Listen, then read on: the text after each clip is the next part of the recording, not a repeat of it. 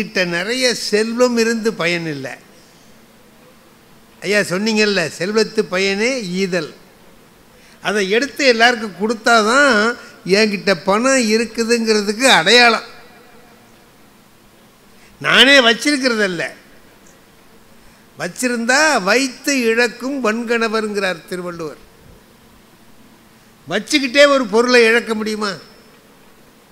அதான் என்கிட்ட இருக்க, பிணதான் என்கிட்ட இருக்கேன்னா, நீ அதை எழுதாமல் வச்சுருந்தீன்னா வைத்து கொண்டே இழந்து விட்டாயின்னு அர்த்தம்னார்.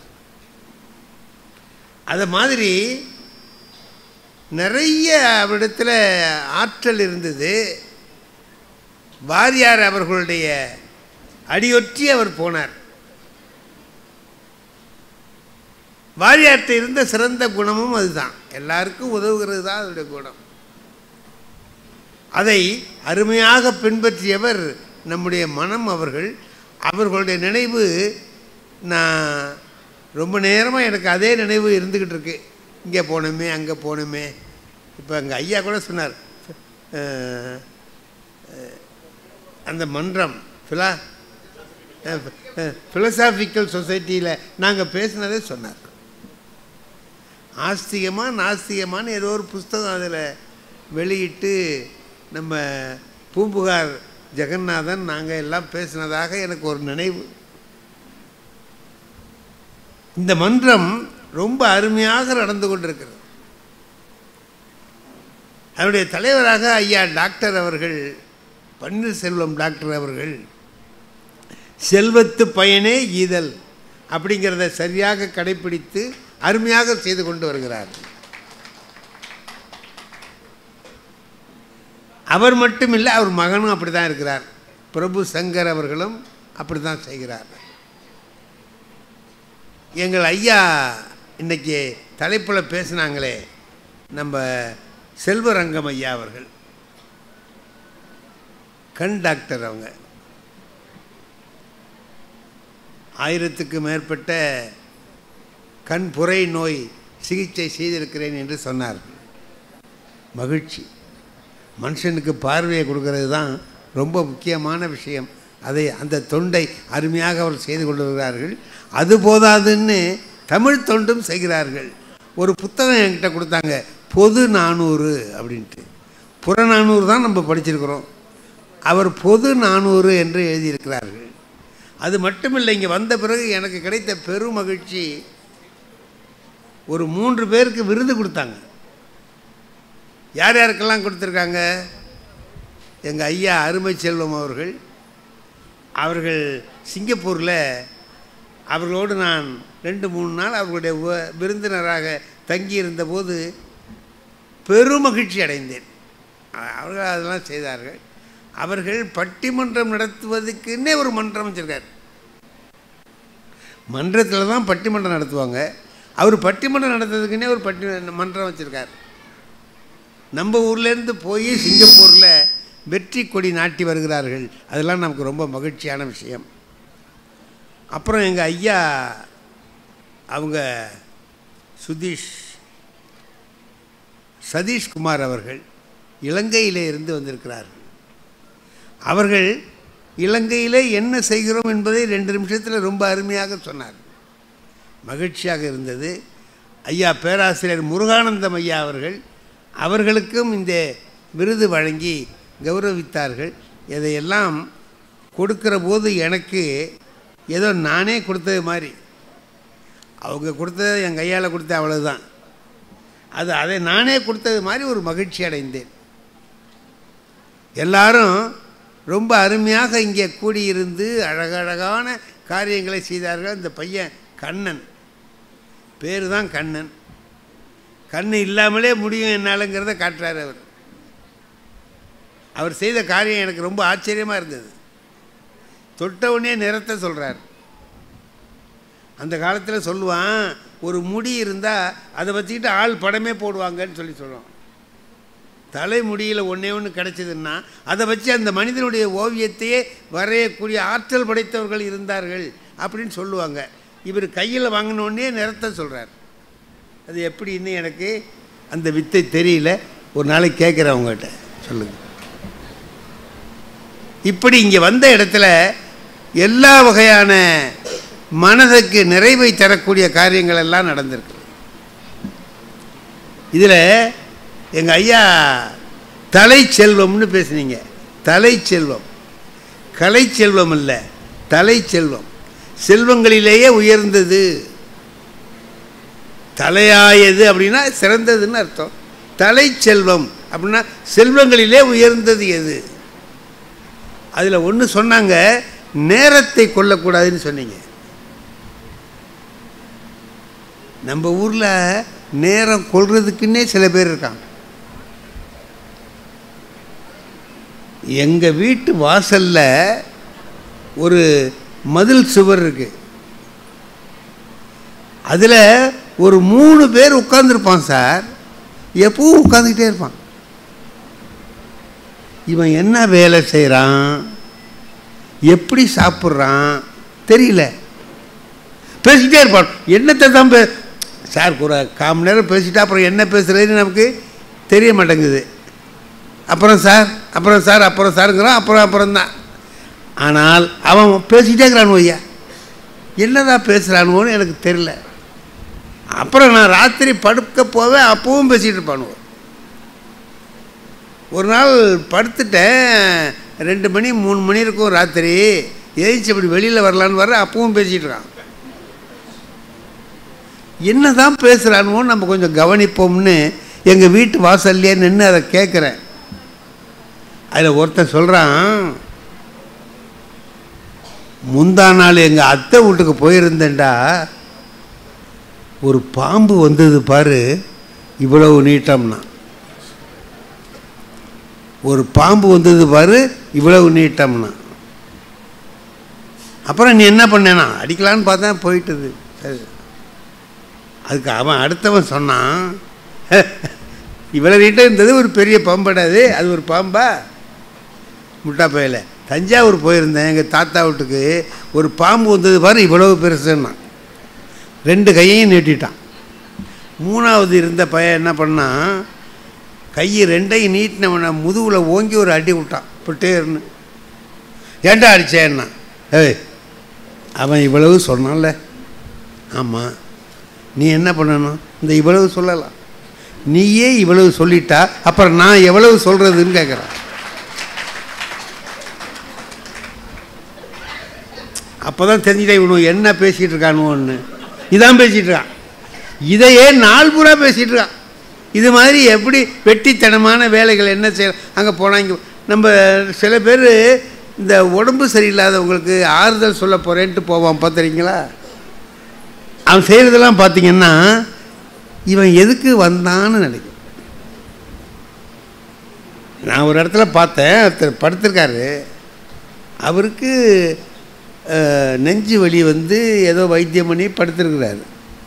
அவரை பார்க்குறதுக்கு இவன் போகிறான், 2 ஆரஞ்சு பழம் வாங்கிக்கிட்டு கொண்டு போய் வச்சுட்டான். ஏன் இங்கே வந்து படுத்திருக்கீங்க என்ன? படுத்து இல்லையா, உடம்பு சரியில்லை. என்ன பண்ணுது, அவனால் பேசவே முடியல. வலி வலி வலி, நெஞ்ச வலிக்குது. அதானே, எத்தனை நாளா? இன்னைக்கு 3 நாள் ஆச்சு. இதே மாதிரி தான் கும்பகோணத்தில் ஒருத்தருக்குன்னா, நம்ம ஆள் ரெடியாக இன்னொன்று வச்சுருப்பான், அதுக்கு சமமாக சொல்கிற மாதிரி. கும்பகோணத்தில் இதே மாதிரி தான் ஒருத்தருக்கு, இதே மாதிரி தான் படுத்திருந்தார். நெஞ்சு வலிச்சிருக்குமே. அவன் வச்சா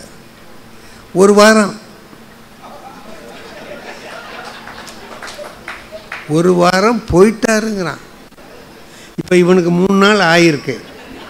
இப்போ என்ன நினைப்பான், நமக்கு பாக்கி 4 நாள் இருக்குது அப்படின்னு நினச்சிட்டு இருப்பான். நினச்சான்னா 4 நாளைக்கு இருக்க மாட்டான், இப்போவே போடுவான். அதாவது இவன் எதுக்கு வந்தான், அவருக்கு ஆறுதல் சொல்ல வந்தானா, அவனை பயமுறுத்த வந்தானா? நீ எதுக்கு 2 ஆரஞ்சு பழத்தை வாங்கிட்டு வந்த? நீ வரவே வேண்டிய இல்லையே, சும்மா இருந்த. எனக்கு ஒருத்தன் சொன்னான், நான் சொல்லியிருக்கேன், அது பதிவு பண்ணியிருக்கு. ஹார்ட்டு பைபாஸ் ஆப்ரேஷன் பண்ணி நீங்கள் கூட பண்ணியிருக்குன்னு சொன்னீங்க டாக்டர். அன்னைக்கு எனக்கு பண்ணாங்க.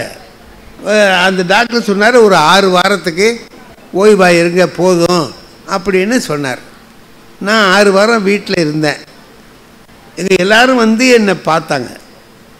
அந்த மாதிரி உடம்பு சரியில்லைன்னா, அதுவும் வயசான போது உடம்பு சரியில்லைன்னா அவசியம் வந்து பார்ப்பான். ஏன்னா அப்புறம் பார்க்க முடியுதோ இல்லையோ, இப்போ பார்த்துருவோம்னு நினச்சிக்கிட்டு வருவான். வந்து பார்த்து எல்லோரும் சொல்லிவிட்டு போனாங்க. என் கூடவே வாக்கிங் வர்றவர் ஒருத்தர், அவர் பார்க்க வரவே இல்லை. இந்த 6 வாரமும் அந்த ஆள் வரல. அதுக்கு பிறகு எழுந்தபடி எங்கள் நகரில் நடக்க ஆரம்பித்தேன். அப்படி கொஞ்சம் நடந்தேன். அப்போ என் பின்னால் வந்தார், இந்த ஆள் வந்தார். எப்பா இவ்வளோ நாள் இந்த வரவே இல்லைடா இந்த ஆள், இப்போ வந்திருக்கான் அப்படின்னு நினச்சேன். வந்தவன் கேட்டான், என்ன சார் உங்களுக்கு ஏதோ ஆப்ரேஷன்னு?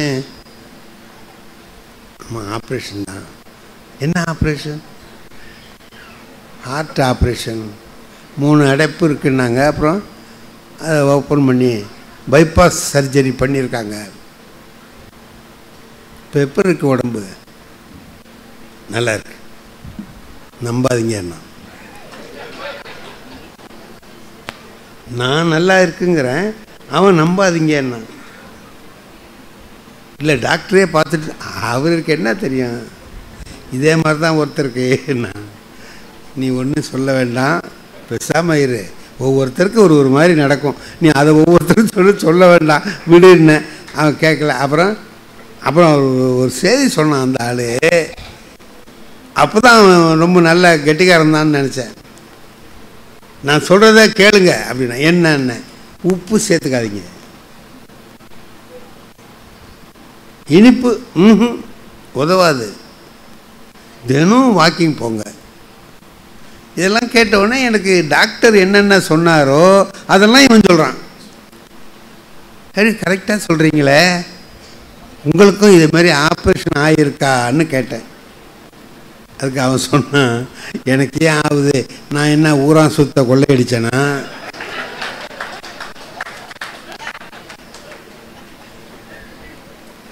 வாங்கின கடனை இல்லைன்னு சொன்னேன்னா, இன்னும் 2-3 சொன்னால் அது எல்லாருக்கும் சொல்ல முடியாது. அதெல்லாம் செஞ்சுருந்தா ஆப்ரேஷன் ஆகணும். இப்போ நான் இது ஆப்ரேஷன் எனக்கு ஆகிருக்கு அப்படின்னா என்ன அர்த்தம்? நான் அதெல்லாம் செஞ்சேன்னு அர்த்தம். இதை ஏன் சொல்கிறான்? அவனுக்கு என்னமோ சொல்லணும்னு நினச்சி சொல்கிறானே தவிர இது அவரை எப்படி பாதிக்குங்கிறத நினச்சி பார்க்குறது இல்லை. பாருங்க, அதுதான் சொல்கிறான். ஒரு செய்தி நீ சொன்னீன்னா சொல்லுக சொல்லை பிரிதோர் சொல் அச்சொல்லை வெல்லும் சொல் இன்மை அறிந்து. அட இதை சொல்லியிருக்கலாமேன்னு நினைக்கக்கூடாது.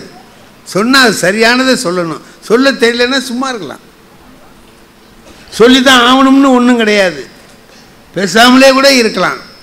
இந்த பாருங்க, எங்கள் வேளாங்கண்ணிக்கு நான் போவேன். அங்கே ஒரு ஃபாதர் இருக்கார், அவர் எனக்கு வேண்டியவர். அவரை பார்க்குறதுக்கு போவேன். அவரை அழைச்சிட்டு போய் உட்காந்து டீ குடிச்சிட்டு பேசிகிட்டு இருப்போம். அவர் பல செய்திகளும் சொல்லுவார். இப்போ சமீபத்தில் போன போது ஒன்று சொன்னார். சார் ஐயா, இந்த பக்கத்தில் பறவை இருக்குல்ல, ஆமாம் அங்கே ஒரு பையன் இருக்கான் ஐயா, மகா மோசமான பையன். எப்போ பாருங்க தண்ணி, சிகரெட்டு, இன்னும் என்னென்ன உண்டோ தப்பு தண்டா என்னென்ன உண்டோ அவ்வளவு செய்கிறான். இதெல்லாம் எனக்கு தெரியும். அவன் வரும்போதெல்லாம் சொல்லுவேன், டே இந்த மாதிரிலாம் பண்ணாத, வீணாக போயிடுவேன், கவனமாயிடுறான். அப்படியே செய்கிறேன் டாக்டர் ஃபாதர், நீங்கள் சொல்கிறபடி செய்கிறேம்மா. அப்புறம் அவன் அப்படியே தான் செய்வான்.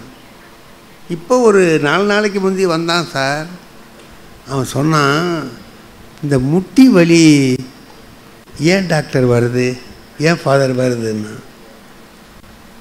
அவர் தெரிஞ்சுக்கிட்டார், பயலுக்கு முட்டி வலி வந்துட்டு போல இருக்கு, நம்ம சொன்னதை கேட்கல, முட்டி வலியில் கஷ்டப்படுறான் போல இருக்குன்னு நினச்சிக்கிட்டு, முட்டி வலி தானே இந்த மாதிரி தண்ணி அடிச்சுவிட்டு கண்ணு அப்படின்னான்னு தெருவாக சுற்றுற பாரு, இப்படி சுற்றுனா முட்டி வலி அவசியம் வரும்.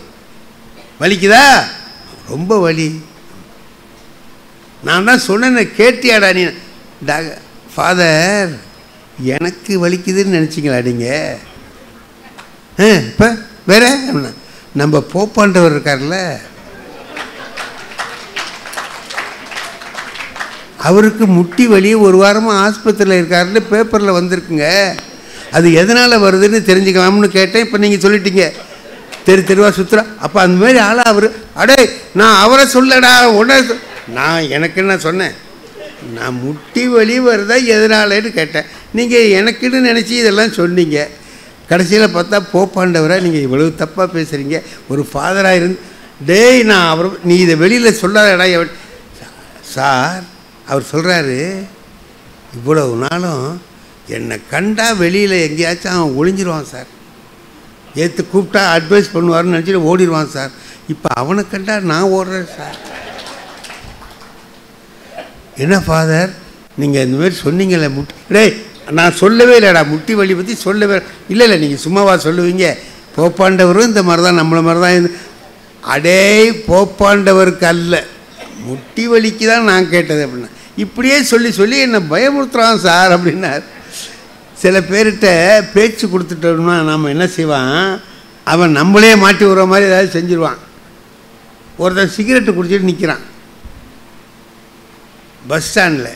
நான் பார்த்தேன், சின்ன பையனாக இருக்கான், 20-25 வயசுக்குள்ளே தான் இருக்கும் போல இருக்கு. சிகரெட்டு குடிக்கிறானே, உடம்பை கெடுத்துக்கிறானே, அவனுக்கு ஒரு அட்வைஸ் பண்ணுவோம் அப்படின்னு நினச்சிக்கிட்டு, தம்பி உன் பேர் என்னப்பா? முருகையன். ஏன்டா சிகரெட்டு குடிக்கிற? ஏதோ வேண்டியதாக இருக்கே குடிக்கிறேன். ஒரு சிகரெட்டு குடிக்கிறிய, ஒரு சிகரெட்டு என்ன விலை? 3 ரூபா. ஒரு நாளைக்கு எத்தனை குடிப்ப? ஒரு 10 குடிப்பேன். 30 ரூபா ஒரு நாளைக்கு புகை விட்றேன். 30 ரூபாயே புகையாக விட்றியடா? ஆமாம் ஆமாம். ஒரு மாதத்துக்கு 900 ரூபாய்க்கு புகை விட்றேன். நீ எவ்வளோ நாளாக குடிக்கிறேன்னு? அவன் ஒரு 13 வருஷமாக குடிக்கிறேன்னா. அப்போ நீ 2,30,650 ரூபாயை புகையாக விட்டுருக்கியேன்னு கணக்கெல்லாம் போட்டு. இதுக்கு அவன் வருத்த பொண்ணுமா இல்லையா? அடே 2 லட்ச ரூபாயை புகை விட்டோமே அப்படின்னு நினைக்கல சார். அவன் என்ன பண்ணான், ஐயா நீங்கள் சொல்கிறது கரெக்டு தான், உங்களுக்கு என்ன வயசு ஆச்சுன்னா, எனக்கு அப்போ 80 வயசு. 80 வயசு ஆகுது. என்ன ஐயா நீங்கள் சிகரெட்டு குடிப்பீங்களா? நான் குடித்ததே இல்லைப்பா இது வரைக்கும் அப்படின்னா. அப்போ இப்போ உங்கள் கையில் ஒரு 70-75 லட்ச ரூபா இருக்கணுமே, இருக்கான்னு கேட்டான்.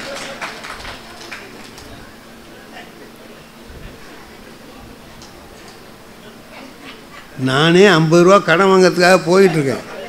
இது சொல்கிறேன் 75 லட்ச ரூபா கையில் இருக்கணுமே, இருக்கா? நீங்கள் தான் குடிக்கல, அப்போ அது மிச்சம் தானே, அது இருக்கான்னு கேட்குறான். இப்போ நான் அவனை என்ன பண்ணுறதுங்க? ஒவ்வொருத்தன் நம்மளை எப்படி மாட்டலான்னு நினைக்கிறானே தவிர அவர் சொல்கிறது சரியா தப்பா யார் யோசனை பண்ணுறான்? பண்ணவே இல்லைங்க. அது எங்கள் வாத்தியார்களாக இருக்கிறவங்களுக்கு தான் அதில் உள்ள கஷ்டம் தெரியும். எங்கள் செட்டிபாபு ஐயா உட்காந்துருக்கார், அவர் நானும் நிறையா பேசியிருக்கோம். நீங்கள் வாத்தியார் தானே? ஆமாம், உங்களுக்கும் தெரியும் நான் பட்ட பாடு நீங்களும் பட்டிருப்பீங்க. பள்ளிக்கூடத்துக்கு போயிருந்தா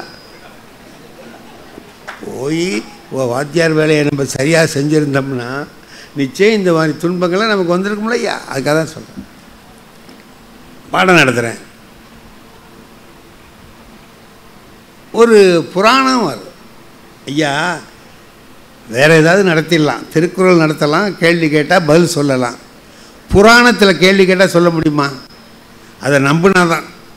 அதுக்குள்ளே வேறு ஏதாவது ஒரு கருத்து இருக்கும், அதுக்காக சொல்லுவேன். அதில் என்ன சொல்கிறது, அந்த இதில் திருவிக்கா ஒரு கட்டுரை எழுதியிருக்கார். அந்த கட்டுரையில் தசாவதாரம் பற்றி எழுதுகிறார். அதில் ஒரு அவதாரம் இரண்யாட்சன்னு ஒருத்தன் இருக்கிறான். அவன் என்ன பண்ணுறான், பூமியை பாயாக சுருட்டி கொண்டு போய் கடலுக்குள்ளே ஒளிச்சு வச்சுட்டான்.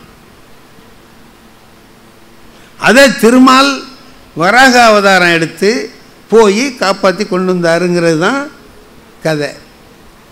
இதை நான் சொல்கிறேன். எங்கள் ஊர் திருவாரூர். திருவாரூரை பற்றி உங்களுக்கு தெரிஞ்சவங்களுக்கு தான் தெரியும். அங்கே பையன் புத்தகத்தை முதல்ல படிக்க மாட்டாங்க, அவங்க அப்பா படிப்பார். படித்து உங்கள் வாத்தியார்ட்ட இந்த கேள்வியை கேள்டான்னு சொல்லி அனுப்புவார். ஏன்னா அவங்க கேட்குற கேள்வி அப்படி இருக்கும். நான் இந்த கதையை சொல்கிறேன். அந்த பையன் கேட்குறான், ஐயா ஒரு சந்தேகம் இல்லை, நான் என்னடா அப்படின்னு. பூமியை தான் பூரா பையன் சுருட்டி விட்டாருங்கிறீங்களே. ஆமாம், எங்கே நின்றுக்கிட்டு சுருட்டினாரு? இந்த துணி இருக்குது, சுருட்டுறோம். துணிக்கு கீழே நின்றுக்கிட்டு தானே சுருட்டணும், இல்லை? துணியிலே நின்றுட்டு சுருட்ட முடியுமா? முடியாது. அவன் தான் பூமியை பூரா சுருட்டி விட்டாங்கிறீங்களே, எங்கே நின்றுக்கிட்டு சுருட்டினான்னு. இதுக்கு பதில் யாருக்கு தெரியும்? அந்த கதையை எழுதினவனுக்கே தெரியாது, நமக்கு தெரியலேன்னு சொல்கிறதுக்கு வெக்கமாக இருக்குது. தெரியலேன்னு சொல்லிடலாம், மரியாதையாக சொல்லணும், எனக்கு தெரியலடான்னு சொல்லலாம். அவனும் சும்மா இருக்க மாட்டான், இதெல்லாம் தெரியாமல் ஏன் வாத்தியார் வேலைக்கு வந்தேம்மா. அதனால் நான் என்ன பண்ணேன், இவனை மடக்கோண்டா அப்படின்னுட்டு நேற்று ஒரு பாட்டு மனப்பாடம் பண்ண சொன்னேனே, அது பண்ணிட்டியோ? இல்லைம்மா. இல்லை சார். பெஞ்சு மேலே ஏறிடா. அப்போ நாங்கள் கொடுக்குற பனிஷ்மெண்ட் அதுதான், பெஞ்சு மேலே ஏறிடாம்போம். பெஞ்சு மேலே ஏறிடா அப்படின்னு. ஆனால் எனக்கு ஒரு மரியாதை கொடுத்து அவன் பெஞ்சு மேலே ஏறிட்டான் சார். ஆனால் ஏறும்போதே பக்கத்தில் உள்ள பயல்கிட்ட சொல்லிக்கிட்டே ஏறுறான், நம்ம தளபதியை பற்றியாடா, நம்மளுக்கு பதில் தெரியலன்னாலும் நம்ம தான் பெஞ்சு மேலே ஏறணும். வாத்தியாருக்கு பதில் தெரியலனாலும் நம்ம தான் பெஞ்சு மேலே ஏறணும்னா. இப்போ அந்த பையன் எவ்வளவு புத்திசாலித்தனமாக சொல்கிறான் பார். இந்த ஆளுக்கு தெரியல, அதுக்காக நம்மளை கேள்வி கேட்டு பெஞ்சு மேலே ஏறிடாங்கிறான். கேள்விக்கு பதில் சொல்ல தெரியாமல் இப்படி செய்கிறானே அப்படின்னு நினைக்கிறோம்ல. அதான் அந்த பிள்ளைகள்கிட்ட உள்ள ஒரு கெட்டிக்காரத்தனம். பேச போகிறோம், கூட்டங்களில் பேச போகிற போது சில பேர் எதுக்க வந்து உட்காந்துருப்பாங்க. அவனாக இருக்க மாட்டான், வேறு ஆளாக இருப்பான். தண்ணி எண்ணெயை போட்டுட்டு ஒரு நிதானம் இல்லாமல் இருப்பான்.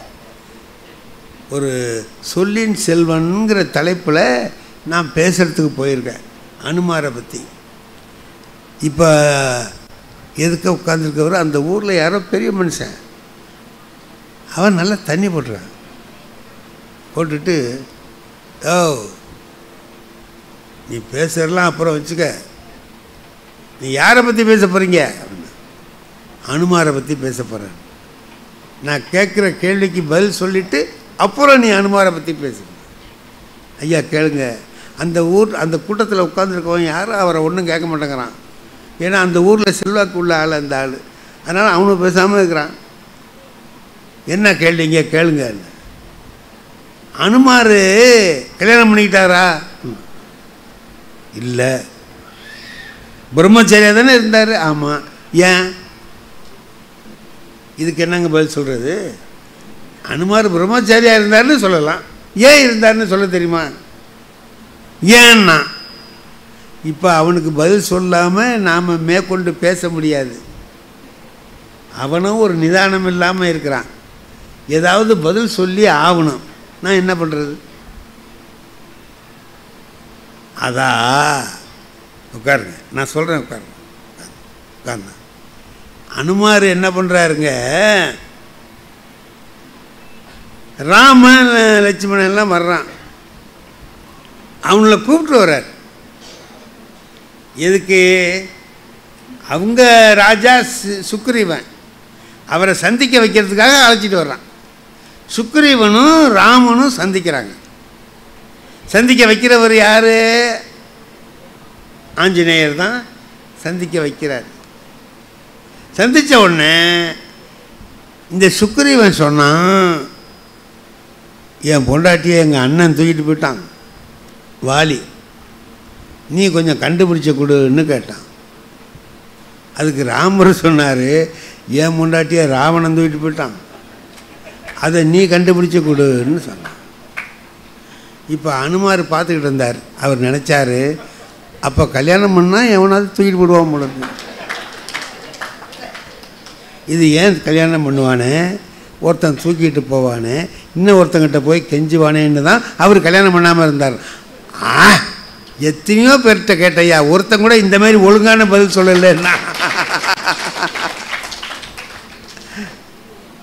தப்பிக்கிறதுக்கு நாம் சொல்கிறது தானே கிடையாது. இல்லை, ஒரு பெரிய முதலாளி அவர் எல்லா இடத்துக்கும் போற பொழுது தன் வளர்ப்பு குரங்க கூட்டிக்கிட்டு போவார்.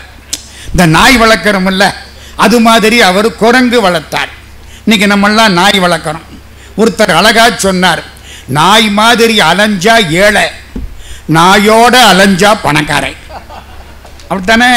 இன்னைக்கு நாய் வளர்க்கிற மாதிரி அந்த காலத்தில் ஒருத்தர் குரங்கு வளர்த்தார்.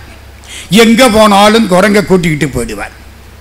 ஒரு பெரிய பார்ட்டியில் போய் உட்கார்ந்துட்டார். பக்கத்தில் குரங்கு உட்கார்ந்திருக்கு கம்பீரமா, எல்லாரையும் பார்த்துட்டு. பார்ட்டியில் எல்லாம் வந்தது, குரங்குக்கு எல்லாத்தையும் எல்லாம் கொடுத்தாச்சு, நல்லா சாப்பிட்டது. கடைசியிலே வரக்கூடாதது வந்தது. என்னன்னு புரியுதா? தமிழ்நாட்டில் புரியாம வேற எங்க புரியும்? நம்ம வருமானமே அதை நம்பித்தானே நிற்கிது. புரியுதில்ல? வரக்கூடாதது வந்தது. முதலாளி வாங்கி கம்பீரமா சாப்பிட்டு விட்டார். குரங்குக்கும் கொடுத்தாங்க. வாங்கினது கொடுத்தவனை ஒரு பார்வை பார்த்தது, குடிச்சிருச்சு. சும்மாவே ஆடும். உள்ள போனா கேட்கணுமா? ஆடி இங்க விழுந்து அங்க விழுந்து இவனை பிராண்டி அவனை பிராண்டி ஓடி கடைசியா படுத்து தூங்கிருச்சு. 6 நாள் ஆச்சு. 7வது நாள் ஒரு பார்ட்டி. வழக்கம் போல முதலாளி, வழக்கம் போல குரங்கு, வழக்கம் போல எல்லாம் வந்தது. குரங்கும் சாப்பிட்டது. வழக்கம் போல கடைசியிலே வரக்கூடாததும் வந்தது. முதலாளி வாங்கி குடிச்சு விட்டார், பழகி போச்சு. குரங்குக்கு அதை கொடுத்தான். இப்படி பார்த்தது, வாங்கினது. அவனை ஒரு பார்வை பார்த்தது, சடார்னு மூஞ்சியில் அடிச்சது. ஏண்டா, போன வாரம் எனக்கு நீ இதை கொடுத்து நாம் பட்ட பாடு எனக்கு தெரியும். திரும்பவும் இந்த சனியனை குடிக்கிறதுக்கு நான் என்ன மனுஷனா?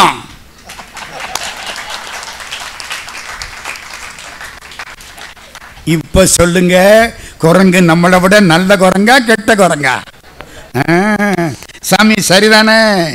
நம்ம குடிக்கிறோமே, கேடுன்னு தெரிஞ்சாலும் முடியலையே. இந்த கதையை யார் தெரியுமா சொன்னா? முதல்ல மரியாதை அவங்களுக்கு தானே. யார் சொன்னா தெரியுமா? பாண்டிச்சேரி போயிருக்கீங்களா? பாண்டிச்சேரியில் மதர் மிரா கேள்விப்பட்டிருக்கீங்களா? அரவிந்தர் ஆசிரமம், அன்னை மிரா அல்பான்சா, பிரான்சிலேருந்து வந்தவர். அந்த அம்மா சொன்னாங்க இந்த கதையை. இப்ப சொல்லுங்க, மனம் நல்ல குரங்கா கெட்ட குரங்கா? நம்ம வச்சுக்கிறத பொறுத்து. கைலாஷ் யாத்திரை போறோம், மவுண்ட் கைலாஷ். மானசரோவருக்கு போறோம், மானசரோவரில் குளிக்கிறோம். அதெல்லாம் ரொம்ப கஷ்டம். -15 டிகிரி. உள்ள காலை வச்சா 15-20 தேள் கொட்டு நாப்பில் இருக்கும். ஏதோ குளிக்கிறோம், எல்லாம் சரி. மலை ஏறுறோம். மானசரோவர் தாண்டி மலை ஏறுனா மேலே டோல்மோ பாஸ்ன்னு ஒரு இடம் கேள்விப்பட்டிருக்கீங்களா? டோல்மோ பாஸ் கிட்டத்தட்ட 18,000 அடி உயரம். டோல்மோ பாஸில் போய் நிற்கிறோம். நான் யாருங்கிறது மறந்து போச்சு, தெரியல, தன்னெனப்பில்ல. என்னை மறந்திருந்தேன், இறந்தே விட்டது இவ்வுடம்பேன். கந்தர் அலங்காரம். உடம்பு மறைஞ்சு போச்சு, மனசு மறைஞ்சு போச்சு. நான் யாருன்னு தெரியல, எங்கே இருந்து வந்தேன்னு தெரியல, ஒன்றும் புரியல. ஆனா சந்தோஷமா இருக்கு. மனசு இறந்தாத்தான் சந்தோஷம். இந்த மனசு இருக்கிற வரைக்கும் கண்டதை நினைச்சுக்கிட்டே இருக்கும். ராத்திரி தூங்க போற பொழுது என்னத்தையாவது நினைச்சோம்னா தூக்கம் வருமா?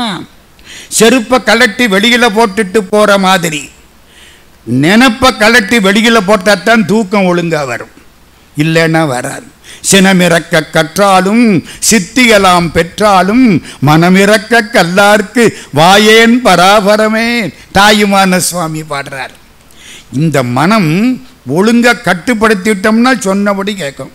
அதுதான் கஷ்டம். அந்த செயலுக்காகத்தான் எத்தனை கவலை இருந்தாலும் இலக்கியத்துக்கு வாருங்கள், தமிழுக்கு வாருங்கள், இந்த சிறப்பான இறை சிந்தனைக்கு வாருங்கள், மனக்கவலையெல்லாம் போய்விடும் என்று புண்ணியவான் மனம் சேர சந்திரகாசன் ஐயா அவர்கள் இந்த அற்புதமான அமைப்பை தொடங்கினார். அந்த புண்ணியவான் திருவடிகளை வணங்கி எனக்கு ஒரு தலைப்பு கொடுத்திருக்காங்க. இது வரைக்கும் உள்ளவங்கள்லாம் என்ன வேணாலும் பேசலாம், நான் அப்படி பேச முடியாது. நமக்குன்னு ஒரு தலைப்பு என்ன தெரியுமா? செஞ்சொற் கவி இன்பம். செஞ்சொல் கவி இன்பம். முதல்ல மகா சன்னிதான சாமி இருக்கிறாங்க. திருவாவடுதுறையில் ஒரு மகா சன்னிதானம். சாமி சொன்ன மாதிரி ஊவே சாமிநாத ஐயரையும் மகா வித்துவான் மீனாட்சி சுந்தரம் பிள்ளையையும் வளர்த்த புண்ணியம் அந்த திருவாவடுதுறை ஆதீனம் சுப்பிரமணிய தேசிகரை சேர்ந்தது. சுப்பிரமணிய தேசிகர் ஒரு புலவர் அவரை வந்து பார்த்தார். பார்த்துட்டு திரும்பி போயிட்டார். நான் நல்லா வந்து சேர்ந்துட்டேன் அப்படின்னு ஒரு கடுதாசி எழுதணுமா இல்லையா? அந்த காலத்தில் கடுதாசின்னு ஒன்று இருந்துச்சு, நினைப்பு இருக்கா? என்னங்க ஐயா, இப்போ கடுதாசி எல்லாம் போயிடுச்சு. கையில் ஒன்னே ஒன்று, பொண்டாட்டி காணாமல் போனால் கூட கவலைப்பட மாட்டேங்கிறேன். செல்லு காணாமல் போனால் போச்சு, எல்லாம் அதில் இருக்கு. வீடு வரை லேண்ட்லைன், வீதி வரை ஹேண்ட்ஃபோன், காடு வரை செல்லு, கடைசி வரை பில்லு ஆயிப்போச்சா இல்லையா? அந்த காலத்தில் கடுதாசின்னு ஒன்று இருந்துச்சு. இந்த புலவர் அந்த ஆதீனத்துக்கு ஒரு கடுதாசி எழுதுறார். பாருங்க, அரிசீர் விருத்தம், தப்பில்லாத பாட்டு, மரபு கவிதை, இந்த நேர எழுதுனா வசனம், மடக்கி எழுதுனா பாட்டுன்னு இன்னைக்கு ரொம்ப பேர் எந்திரிச்சிட்டாங்களே, அப்படியெல்லாம் கிடையாது. ஒழுங்கா பாடணும், இலக்கணத்தோட பாடணும், கட்டுக்கோப்போடு பாட வேண்டும். அப்பத்தான் காலங்கடந்து பாட்டு நிற்கும், இல்லைன்னா நிற்காது. அப்படி பாடுறாரு பாருங்க. நான் சொல்றேன், பாட்டு புரியலைன்னா என்ன அடிங்க, சரிதா? பாட்டு சொல்றேன் கேளுங்க. சூர் வந்து வணங்கும் மேன்மை சுப்பிரமணிய தேவே. சூரன் வந்து வழிபாடு செய்யக்கூடிய சுப்பிரமணிய பெருமானே. சூரன் மயிலா இருக்கானா இல்லையா? அதனால சூர் வந்து வணங்கும் மேன்மை சுப்பிரமணிய தேவே. சுப்பிரமணியர் அவர் பேரு, யார் பேரு? மகா சன்னிதானத்துக்கு பேரு சுப்பிரமணிய தேசிகர். சரி, சூர் வந்து வணங்கும் மேன்மை சுப்பிரமணிய தேவே. நேர் வந்து நின்னை கண்டு நேத்து ராத்திரியே மீண்டேன். புரியுதா? நேர வந்தேன், உங்களை பார்த்தேன், நேற்று ராத்திரியே வீட்டுக்கு வந்துட்டேன். நேர் வந்து நின்னை கண்டு நேற்று ராத்திரியே மீண்டேன். ஊர் வந்து சேர்ந்தேன், எந்தன் உளம் வந்து சேர காணேன். இந்த கைதட்டு யாருக்கு? அந்த கவிஞருக்கு. அந்த கவிஞருக்கு. ஊருக்கு வந்துட்டேன், என் மனசு வரல. மனசு எங்கே இருக்கு? அங்கேயே. புரிஞ்சுக்கிட்டீங்கல்ல? எங்க கவிதைக்கு என்ன இலக்கண குறிப்பு, பதவுரை, தெளிவுரை எல்லாமே வேணும். ஊர் வந்து சேர்ந்தேன், எந்தன் உளம் வந்து சேர காணேன். ஆர் வந்து சொல்லினும் கேளேன், அதனை இங்கு அனுப்புவாயே. என் மனசை கொஞ்சம் அனுப்பியா, நீ வச்சுக்கிறாதே. இதுதான் ஐயா செஞ்சொல் கவி இன்பம். 1000 கவலை இருந்தாலும் நிம்மதியாயிடும். பாஸ்கர சேதுபதி. நான் ஒரு 5-6 செய்தி தான் சொல்ல பாருங்க. என்ன, நம்ம நேரம் கொள்ளை போய்விட்டது. நேரம் களவு போகுமா சாமி? நேரம் களவு போகுமா? அப்பர் சாமி பாடுறாரு. வளர்மதி கண்ணியினானை வார்குழலால் ஒடும்பாடி களவு படாததோர் காலம். காலம் களவு போப்படாதான். நமக்கு எவ்வளவு காலம் களவு போகுது? டிவிக்கு முன்னால உட்கார்ந்தா 4 மணி நேரம் களவு போயிடுச்சே. களவு படாததோர் காலம் காண்பான் கடை கணிக்கின்றேன். அளவு படாததோர் அன்போடு ஐயாரடைகின்ற போது இளமணனாகு தழுவி ஏறு வருவன கண்டேன். கண்டேன் அவர் திருப்பாதம் கண்டறியாதன கண்டேன். திருவையாறு. சரி, ஊவே சாமிநாத ஐயரை வளர்த்தது திருவாவடுதுறை ஆதீனம். சரி, விவேகானந்தரை அமெரிக்காவுக்கு அனுப்பிய பொழுது 1893. விவேகானந்த சுவாமிக்கு என்ன பேரு? நரேந்திரன் பேரு. நீங்க எங்கேயாவது போயிடாதீங்க எலெக்ஷன் நேரம். என்ன பேரு விவேகானந்தருக்கு? நரேந்திரன் பேரு. கல்கத்தாவிலே வக்கீல் வீட்டு பிள்ளை. 30 வயசு. பிறந்தது 1963.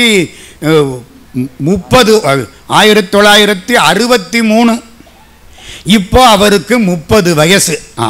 மன்னிச்சுங்க, 1800. நான் தப்பா சொல்லிவிட்டேன், மன்னிச்சுக்கிடுங்க. 1863 பிறந்தார்.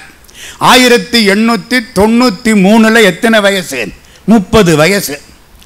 நம்ம மயிலாப்பூரில் அழகிய சிங்கம் ஐயங்கார்னு ஒருத்தர், 20 வயசு பையன், பேரு தான் அழகிய சிங்கம்.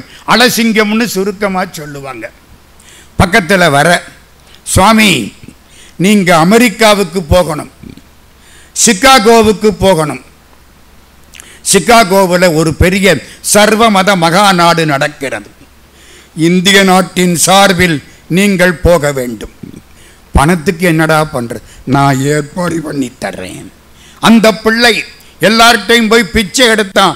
50 பைசா. 1500 பேர் 750 ரூபா கொடுத்தாங்க. அப்போ பத்தலை. அமெரிக்காவுக்கு போயிட்டு இல்லை திரும்பணும். பாஸ்கர சேதுபதி மகாராஜா ராமநாதபுரம் சமஸ்தானம் 500 ரூபா கொடுத்தார்.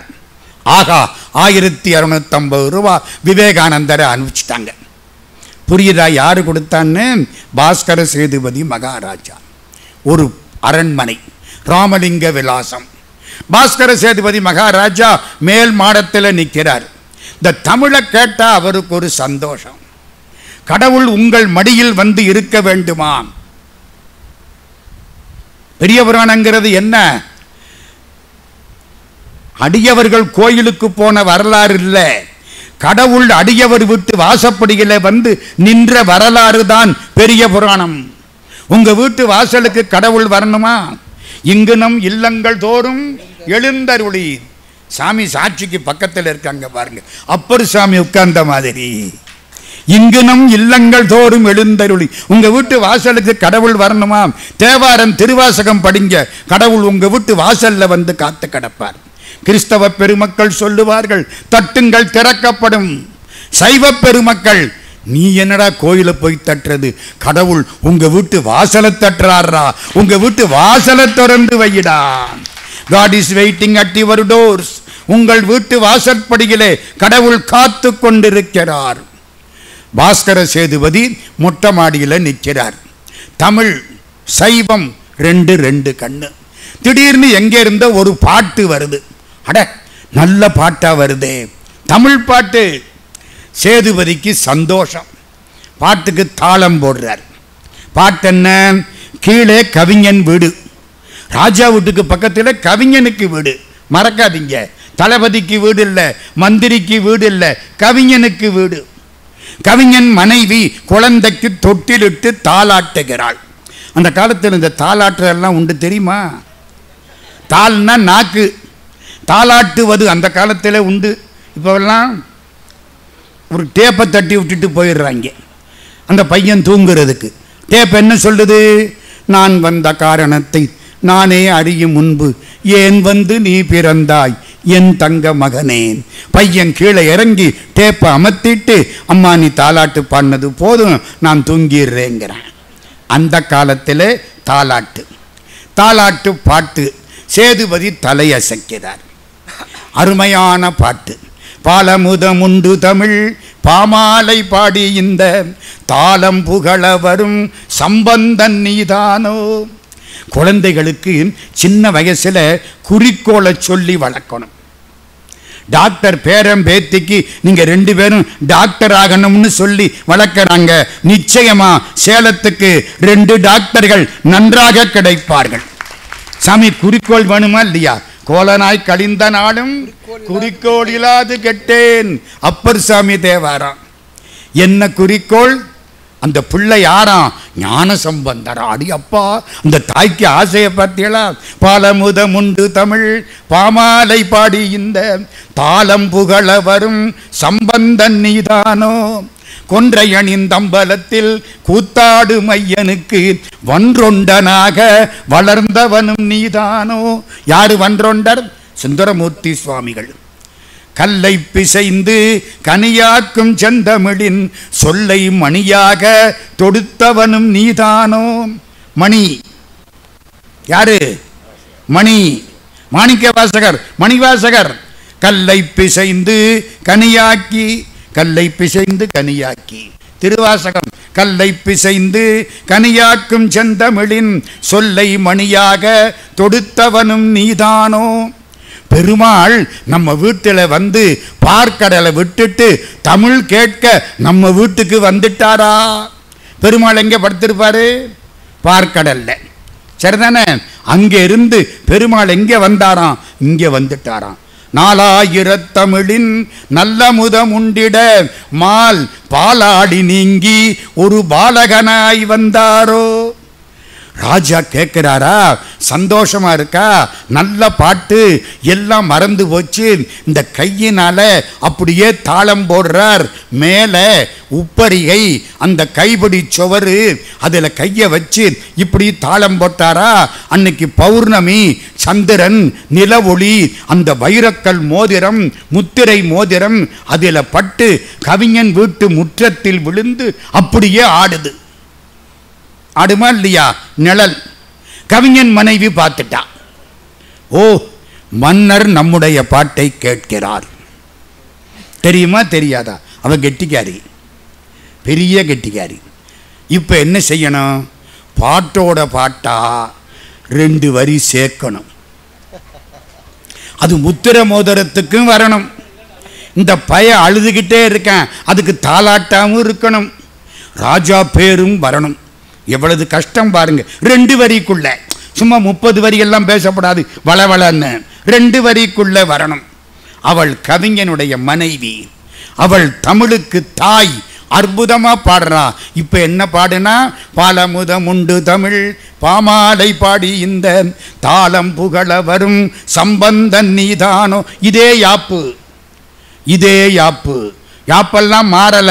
யாப்பில்லாத பாட்டுக்கு காப்பில்லை. அப்படியே பாடுறா. திக்கட்டும் புவி போற்றும் சேதுபதி ராஜேந்திரன். திக்கட்டும் புவி போற்றுதான் அவனை. அவன் இருக்கிறது இம்புட்டு உண்டு சமஸ்தானா. கவிஞன் பாட ஆரம்பிச்சா எதையும் பெருசாத்தானே பாடுவான். திக்கட்டும் புவி போற்றும் சேதுபதி ராஜேந்திரன். இது வரைக்கும் தாளம் போட்டவன் நிறுத்திவிட்டான். ஐயோ, நம்மளை இல்லை பாடுறா. புரியுமா புரியாதா? திக்கெட்டும் புவி போற்றும் சேதுபதி ராஜேந்திரன். எப்படி பாடுவாளோ, வயது பாடுவாளோ, வாழ்த்தி பாடுவாளோ. ஐயையோ, தமிழில் இல்லை பாடுறா. தமிழ் என்னைக்கு நிற்குமே? சூரிய சந்திரன் உள்ள காலம் வரை தமிழ் நிற்குமே. இவ பாடுற பாட்டில் என் பெயர் நிற்குமே. அது என்ன ஆக போகுதோ? இவ என்ன வைவாளா, வாழ்த்துவாளா? தவிக்கிறான். அடுத்த வார்த்தை சொல்றா. திக்கெட்டும் புவி போற்றும் சேதுபதி ராஜேந்திரன் கற்கட்டு மோதிரத்தை கண்டாசைப்பட்டாயோ. அவன் கையில போட்டிருக்கிற மோதிரத்தை பார்த்து ஆசைப்பட்டாயோ. அவனுக்கு சந்தோஷம். ஆகா, 2024 சேலத்திலே சண்முகா மருத்துவமனையிலே நடக்கக்கூடிய விழாவிலே இந்த சேதுபதியின் பெயர் நிற்கும். அதற்கு இந்த தாய் ஒரு பாடல் பாடிவிட்டாள். திக்கெட்டும் புவி போற்றும் சேதுபதி ராஜேந்திரன் கற்கட்டு மோதிரத்தை கண்டாசைப்பட்டாயோ. நான் அதுக்காக அவனை பாராட்டலை. அவன் என்ன தெரியுமா பண்ணனா? மந்திரியை கூப்பிட்டான். ஒரு ஆண் குழந்தைக்கு வைக்க வேண்டிய ஆடையெல்லாம் வச்சாச்சு. மோதிரத்தை கலட்டணும்,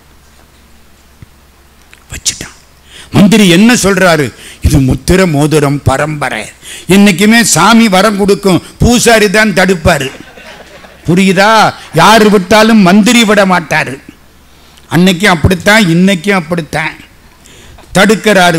முத்திர மோதிரமா? போய்யா, என் பேரு போயிடும், என் அரண்மனை போயிடும். ஆனால் தமிழ் வாழும் காலம் வரை இந்த பாட்டினாலே என் பெயர் வாழும். முத்திர மோதிரத்தை வை. அதுக்காக அவனை நான் பாராட்டல. ஒரு வார்த்தை சொன்னான். கவிஞன் மனைவியின் 2 அடி பாடலுக்கு என்னுடைய பரிசு இல்லை. கவிஞன் மனைவியின் 2 அடி பாடலுக்கு என்னுடைய அன்பளிப்பு இல்லை. அப்படியெல்லாம் சொன்ன அவனை இங்க பேச மாட்டேன். கவிஞன் மனைவியின் 2 அடி பாடலுக்கு என்னுடைய காணிக்கை. காணிக்கைன்னு எங்க சாமி சொல்றான்? கடவுளுக்கு. தமிழ் கடவுள். தமிழ் வாழும் காலம் வரை என் பெயர் வாழும். இதுதான் சார் செஞ்சோர் கவி இன்பம். நான் ஒரு 4-5 நிகழ்ச்சி தான் பெருசா பேச நினைச்சேன். அதுக்கெல்லாம் நேரம் கிடையாது. நம்மெல்லாம் 3 மணி நேரம் பேசுற கட்ட விவேகானந்த சாமி கதையை முடிச்சிருவோமா? சாமி அங்கே பிடிக்கிறாரு, அதை மறந்துட்டு ஏன் நான் அது போதும்னு நினைச்சேன். விவேகானந்தர் அமெரிக்காவுக்கு போயிட்டார்.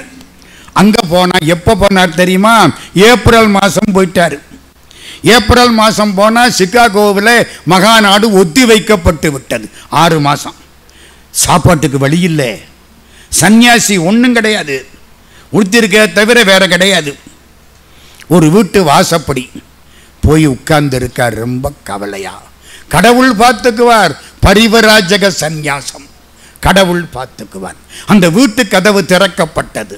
ஒரு பெண் வெளியில் வந்தாள். சுவாமி நீங்க யார்? அந்த வீட்டில் இப்படியெல்லாம் வாசப்படில் உட்கார்ற பழக்கம் இல்லை. யாரா? யாரோ புதாளு. சாமி சொன்னார் கதையை. அப்படியா? சாமியை ஒரு பார்வை பார்த்தா முகம் பிரகாசமா இருக்கு, பளிச்சுன்னு இருக்கு. சாமி உள்ள வாங்க, உட்கார வச்சாச்சு. பக்கத்து வீடு, அடுத்த வீடு. சாமி ஆங்கிலத்தில் சக்க போடு போடுறாரு. வெள்ளக்காரன் கூட அப்படி பேச மாட்டேன், அந்த மாதிரி ஆங்கிலம் மனதிறந்த வெள்ளமா வருது. எல்லாம் ஆச்சரியப்படுறாங்க. இந்தியாவிலிருந்து வந்த சன்னியாசி, 30 வயசு, கம்பீரமா இருக்கார், இந்த போடு போடுறார். சாமி 6 மாசம் இங்கே தானே இருங்க, எங்களுக்கு ஞானம் கொடுங்க. யார? 30 வயசு சன்னியாசி நரேந்திரன். 6 மாசம் ஆச்சு. சிகாகோ என்னைக்கு? செப்டம்பர் மாதம் 11ஆம் தேதி. அது என்னமோ இந்த அமெரிக்காக்காரனுக்கும் செப்டம்பர் 11க்கும் அப்படி ஒரு ராசி. நான் என்ன பண்றது? அன்னைக்கு செப்டம்பர் 11, 1893 செப்டம்பர் 11. சாமியை பேச கூப்பிடுறாங்க. காலையில் நான் அப்புறம் பேசுறேன், பயமா இருக்கு. 12 மணி அப்புறம் பேசுறேன். மத்தியானம் 2 மணி பேசணும். எந்திரிக்கிறாரு, கை காலெல்லாம் ஆடுது. 7000 பேர் உட்கார்ந்து இருக்கிறாங்க. அவ்வளவு பேரும் பெரிய அறிஞர்கள், கிறிஸ்தவர்கள், இஸ்லாமியர்கள், ஜுராஸ்டிரர்கள் எல்லாம் உட்கார்ந்து இருக்கிறாங்க. பௌத்தர்கள், சமணர்கள், ஹிந்து. சாமி ஒரு ஆளுத்தான் அப்படி பார்க்கிறார், ஒரு மாதிரியா இருக்கு. எதிர்த்தாப்புல பகவான் ராமகிருஷ்ணர் காட்சி அளிக்கிறார். கவலைப்படாதேன், போ, நான் மூலமூர்த்தி, நீ உற்சவ மூர்த்தி, போ. மூலமூர்த்தி அசையப்படாது, உற்சவ மூர்த்தி அசையாம இருக்கப்படாது. உலகெங்கும் இந்து மதத்தின் பெருமையை நிலைநாட்ட அவதாரம் எடுத்தவன் நீ அர்த்தம். எந்திரிச்சாரா? யான பலம் வந்துருச்சு. அப்படியே நிமிர்ந்தார். எத்தனை ஆயிரம் பேர் உட்கார்ந்து இருக்கிறாங்க? 7000 பேர். ஒரு பார்வை பார்த்தார், 7 வார்த்தை சொன்னார். 7000 பேரும் எந்திரிச்சு நின்று கையை தட்டினான். வெறும் 7 வார்த்தை. என்ன? My dear sisters and brothers of America, என் அன்புக்குரிய அமெரிக்க சகோதரிகளே, சகோதரர்களே. ஏன் சார் தட்டுனா? அன்னிபெசன்ட் அம்மையார், ஹோம் ரூல் மூமெண்ட். அம்மா சொல்றாங்க, இதுவரைக்கும் பேசின அத்தனை பேரும் சீமான்களே, சீமாட்டிகளே, லேடிஸ் அண்ட் ஜென்டில்மென் அப்படித்தான் பேசுறாங்க. இந்த 30 வயசு சன்னியாசி இந்து மதத்தின் சார்பா வந்தவர் நம்மளை எல்லாம் அக்கா தங்கச்சி ஆக்கி, அண்ணன் தம்பி ஆக்கி, சகோதரர்களே சகோதரிகளேங்கிறார். உலக மக்களை எல்லாம் அண்ணனாகவும் தம்பியாகவும் தங்கையாகவும் அக்காவாகவும் நினைக்கக்கூடிய ஒரே மதம் இந்து மதம் என்பதை இந்த சாமி நிலைநாட்டி விட்டார். 7000 பேரும் கையை தட்டினாங்க. இந்த 7 வரி இருக்கே, அதுவே ஒரு கவிதையின். புரியுதா? இன்னொன்று சொல்றேன். இன்னைக்கு யாரு மேன் ஆஃப் தி மேட்ச்? சுவாமி விவேகானந்தர். நான் சிகாகோ போனேன் டாக்டர். போனால் இந்த இடத்துக்கு போகணும்னு கேட்டுட்டேன். நான் சொற்பொழிவெல்லாம் பண்ணுறேன், நீ எனக்கு ஒன்று செய்யி. என்ன? விவேகானந்தர் பேசின இடத்துக்கு நான் போகணும். கூட்டிகிட்டு போயிட்டாங்க. இங்கே தான் சாமி பேசினார். அந்த இடத்துல கொஞ்ச நேரம் உட்கார்ந்தேன், சந்தோஷமாக இருந்துச்சு. அவர் படம் போட்டிருக்காங்க, அவருடைய வாக்கியம் எழுதி போட்டிருக்காங்க. வேடிக்கை என்ன தெரியுமா? வெளியில் வர்றேன், அந்த தெருவுக்கு பேர் என்ன தெரியுமா? விவேகானந்தா ஸ்ட்ரீட். அமெரிக்காவிலே சிகாகோவிலே அந்த தெருவுக்கு பேரு விவேகானந்தா ஸ்ட்ரீட். எனக்கு சந்தோஷமா இருந்துச்சு. ஒரு விஷயம் சொல்லிட்டு அடுத்ததுக்குள்ள வேகமா ஓடுறேன். எல்லாரும் பார்க்கறாங்க, சாமி தான் இன்னைக்கு பெரிய ஆளு. ஒரு அமெரிக்க பொண்ணு கெட்டிக்காரி. சாமியை பார்த்தா அழகா இருக்காரு, அறிவாளியா இருக்காரு. இந்த அழகும் அறிவும் அநேகமா சேராது. பெர்னாட் ஷா கன்றாவியா இருப்பாரு, பேர் அழகர். அழகில்ல, அறிவு ரொம்ப. ஒரு பொண்ணு அவ ரொம்ப அழகி, அறிவே கிடையாது மக்கு. அவ வந்துட்டா பெர்னாட் ஷாட்ட. பெர்னாட் ஷா என்ன, நான் உலகத்திலேயே பேரழகி, நீங்கள் உலகத்திலேயே பேர் அறிஞர், நம்ம 2 பேரும் கல்யாணம் பண்ணிக்கிட்டு உங்க அறிவுக்கும் என்னுடைய அழகுக்கும் ஒரு பிள்ளை பிறந்தா எப்படி இருக்கும்? நம்மளா இருந்தா தேங்க்யூன்னு இருப்போம். அவள் வெள்ளைக்காரியில கூப்பிடுறா, விட்டுடலாமா? பெர்னாட் ஷா என்ன தெரியுமா சொன்னாரு? என்னுடைய அறிவுக்கும் உன்னுடைய அழகுக்கும் குழந்தை பிறந்தால் நன்றாகத்தான் இருக்கும், ஆனால் உன்னுடைய அறிவுக்கும் என்னுடைய அழகுக்கும் ஒரு குழந்தை பிறக்குமானால் அதை பசிபிக் சமுத்திரத்தில் போடலாமா, அட்லாண்டிக் சமுத்திரத்தில் போடலாமா? அப்படியும் பிறக்கலாம்ல. இருங்க, இப்போ இந்த அமெரிக்க பொண்ணு யாரை பார்த்தா? சுவாமிஜியை பார்த்துட்டா. கிட்டக்க வர்றா. ஐ லவ் யூன்னு சொல்லணும், அசிங்கமாக இருக்கு. ஒரு பொண்ணு அப்படியெல்லாம் சொல்லுவாளா? இப்போவே சொல்ல மாட்டா, அப்போ சொல்லுவாளோ? யோசிக்கிறா. கெட்டிக்காரி, மகா கெட்டிக்காரி. பக்கத்தில் வந்தான். Swamiji, what to you want? I want to have a Sun like you. உங்களை மாதிரி ஒரு மகனை பெற்றுக்கொள்ள நான் விரும்புகிறேன். சுற்றி வளைச்சு தொட்டு விட்டான். இப்போ சாமி மாட்டிக்கிட்டாரா? சாமி என்ன பதில் சொல்ல போறார்? எல்லாரும் பார்க்குறாங்க. நம்மளா இருந்தால் அமெரிக்கக்காரிகளை கூப்பிடுறா, பின்னாலே போயிருப்போம். நீ முன்னாலே போனா நான் பின்னாலே வாரேன்னு போயிருப்போமா இல்லையா? இது ராமகிருஷ்ணனுடைய பிள்ளை, இந்து மதத்தை நிலைநாட்ட வந்த புண்ணியவான். கம்பீரமா பார்த்தார். என்ன கேட்ட? என்ன மாதிரி பிள்ளையா? என்ன மாதிரி என்ன? நானே உனக்கு பிள்ளை. I am your son my dear mother. அம்மா, நானே உனக்கு பிள்ளை. அசந்துட்டான். என்னடா இந்த மனுஷன் இப்படி திருப்பி விட்டாரு? நானே உனக்கு, திஸ் இஸ் இந்தியான்னா என்னங்க அர்த்தம்? இந்தியாவில் மனைவியை தவிர மற்ற பெண்கள் எல்லாம் தாய்க்கு சமானம் என்பதை இந்த விவேகானந்தர் நிலைநாட்டி விட்டார். போதும், விவேகானந்தர் இன்னைக்கு போதும். இந்த தகவல் உங்களுக்கு பிடிச்சிருந்தா லைக் பண்ணுங்க, உங்க ஃப்ரெண்ட்ஸுக்கு ஷேர் பண்ணுங்க, மறக்காம எங்க சேனலுக்கு சப்ஸ்கிரைப் பண்ணுங்க.